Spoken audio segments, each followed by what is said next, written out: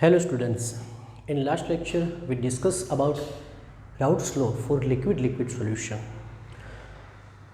और आज के लेक्चर में ये जो राउट्स लॉ है उसी पे बेस्ड थोड़े न्यूमेरिकल्स देखेंगे।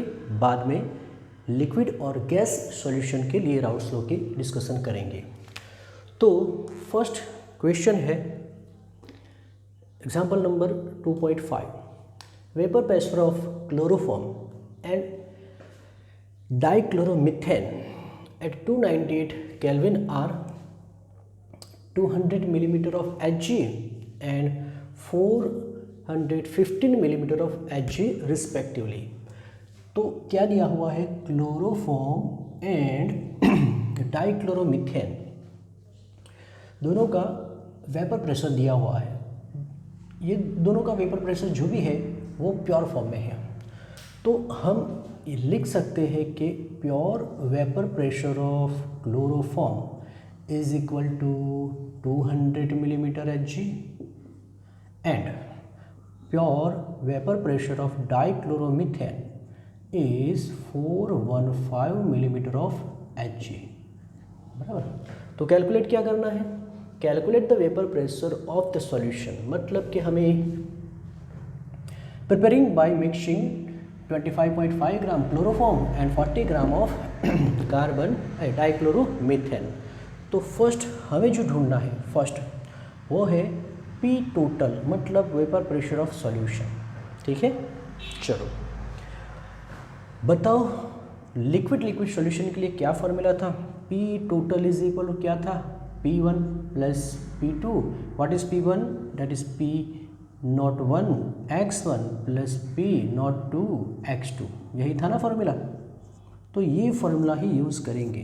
सपोज इसको बोल दो, ये जो कंपोनेंट है उसको बोल दो 1, या मतलब ये जो भी हो जाएगा P1 और ये जो भी है वो उसे बोल देंगे P2। ठीक है, तो पहले हमें दोनों का मोल फ्रैक्शन चाहिए और मोल फ्रैक्शन के लिए आपको मास दिया हुआ है। देखो तो यहाँ पे हम मोल fraction of chloroform find out करेंगे और यहाँ पे हम मोल fraction of dichloromethane find out करेंगे। चलो ओके, मास कितना दिया हुआ है 22.5, तो मोल ढूंढ लेंगे।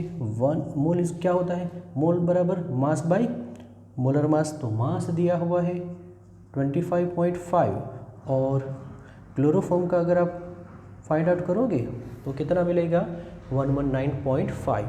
तो ये आंसर हो गया 0.213 मोल ऑफ क्लोरोफॉर्म कितना आया 0.213।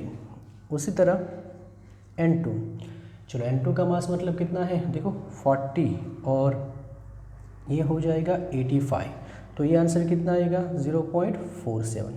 दोनों का मास मिल गया। अब मोल फ्रैक्शन ऑफ क्लोरोफॉर्म तो क्या होगा, mole of that component divided by total mole मतलब N1 प्लस N2। चलो वैल्यू रखो, ये हो गया 0.213, N1 प्लस N2 करोगे तो मिलेगा 0.683। चलो ये आंसर कितना आएगा, ऑलमोस्ट 0.31। तो हमें x1 मिल गया। x1 मतलब मोल फ्रैक्शन ऑफ क्लोरोफॉर्म। अगर x2 ढूंढना है तो चलो क्या करेंगे, x2 is equal to 1 minus क्या हो जाएगा x1, तो यहाँ पे 1 माइनस 0.31 मतलब 0.69, ये मिल गया x2। क्लियर। चलो अब तो मोल फ्रैक्शन मिल गया। अब ये वैल्यू यहाँ पे रखेंगे, हमारे पास प्योर वेपर प्रेशर की वैल्यू गिवन है। तो P इज इक्वल टू, चलो P1 कितना हो गया,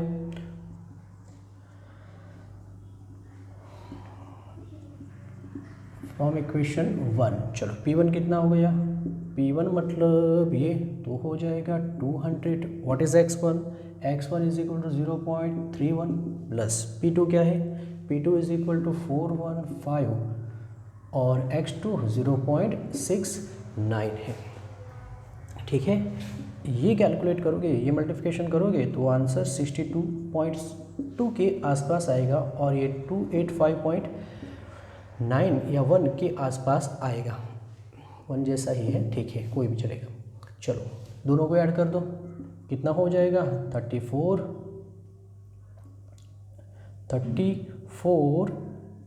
348.1, ये हो गया पी टोटल। तो इतना आएगा, इसके आसपास आएगा, ये हो गया मिलीमीटर ऑफ एच। तो ये आपका फर्स्ट आंसर मिल गया कि total vapour pressure of solution is 348 millimetre of H जी। अब बताओ सेकेंड आंसर क्या है। सेकेंड आंसर क्या पूछा है, mole calculate the mole fraction of each component in vapour phase. ये क्या था, याद करो वेपर फेज के लिए हमने कौन सा फॉर्मूला बनाया था। तो याद करो वेपर फेज के लिए हमने फॉर्मूला बनाया था P1 is equal to Y1 P total. उसी तरह P2 is equal to Y2 P total. What is Y1 and Y2? Mole fraction of component 1 and component 2 in vapour phase. चलो तो अगर मुझे Y1 चाहिए तो P1 को P टोटल से डिवाइड करना पड़ेगा। What is P1? P1 यहाँ पे कहाँ है, तो देखो ये P1 है। P1 मतलब ये हो गया और ये मतलब ये हो गया, तो इसके हिसाब से P1 की वैल्यू कितनी आई 62.2 और P टोटल तो हमें मिल ही गया है। ठीक है, ये करोगे आंसर 0.178 के आसपास आएगा। उसी तरह 1 में से माइनस करो तो ये आंसर भी मिल जाएगा, लेकिन अगर कैलकुलेट करके देखना है तो देख लेते हैं। चलो व्हाट इज़ पी टोटल, ये पी टोटल मतलब ये हो गया, इसके हिसाब से ये पी टोटल और इसके हिसाब से आंसर कितना आएगा 285.9। जो भी है उसको किससे डिवाइड करना है 348.1 से, तो ये आंसर ऑलमोस्ट 0.82 के आसपास होगा। तो ये आपका आंसर। ठीक है, चलो next the vapour pressure in text question number 2.8 the vapour pressure of pure liquid A and B are.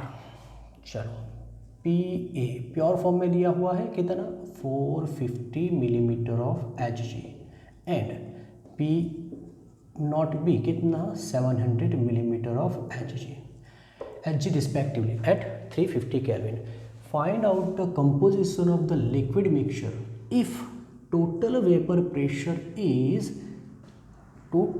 Pressure of solution दिया हुआ है कितना 600 millimetre of H G and also find out the composition of the vapour phase. ठीक है, चलो composition ढूंढना है, मतलब क्या ढूंढना है, हमें ढूंढना है mole fraction x1 and x2। तो फर्स्ट हम x1 एंड x2 ढूंढेंगे। आपके पास P टोटल का फॉर्मूला क्या है बोलो, PA प्लस PB या तो P1 प्लस होता है कि नहीं।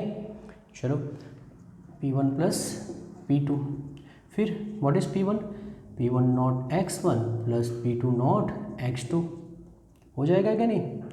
अब देखो x1 plus x2 is equal to 1 होता है, सबको मालूम है।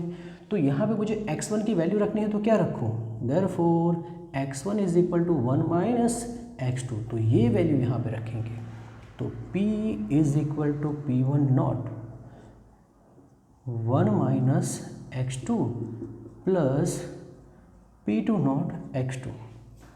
चलो P टोटल वैल्यू कितनी है, ओके इसको पहले ओके वैल्यू कितनी है 600 और ये कितनी है P1 मतलब ये हो गया 450 1 minus x2 then P2 P02 700 and x2। चलो सिंप्लीफाई करते हैं तो ये हो जाएगा 450x2 प्लस 700x2। ये दोनों में से कॉमन क्या निकलेगा, ये दोनों में से कॉमन निकलेगा x2, क्या बचेगा 700 माइनस है कि नहीं, ये वैल्यू यहाँ पे लाओ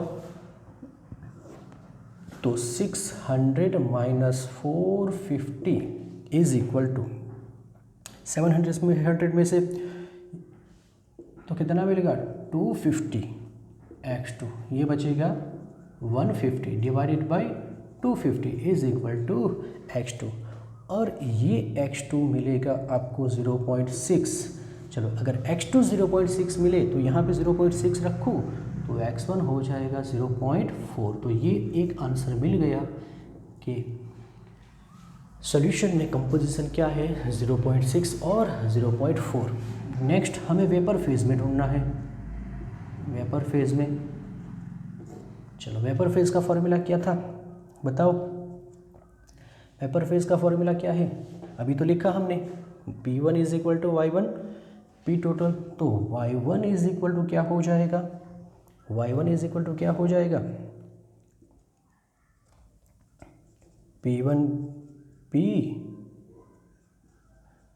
टोटल। उसी तरह Y2 इज इक्वल टू क्या हो जाएगा, P2 P टोटल। अब P1 तो है नहीं हमारे पास, लेकिन ये जो भी मिलेगा वो P1 ही मिलेगा। तो P टोटल की वैल्यू है हमारे पास, कितनी है 600। P1 मतलब क्या होता है, P1 मतलब P1 not into x1। What is P1, ये हो जाएगा 450 एंड x1 क्या आया 0.6। उसी तरह P2 मतलब P02 इंटू x2। तो P02 कहाँ पे है, P02 मतलब 700। तो 700 इंटू 0.4 डिवाइडेड बाई 600। आप ये आंसर लाओगे तो यहाँ पे आपको y1 मिलेगा 0.3 एंड यहाँ पे मिलेगा 0.7। तो y2, तो ये हो गया कंपोजिशन इन वेपर फेज। ठीक है, कॉपी करो।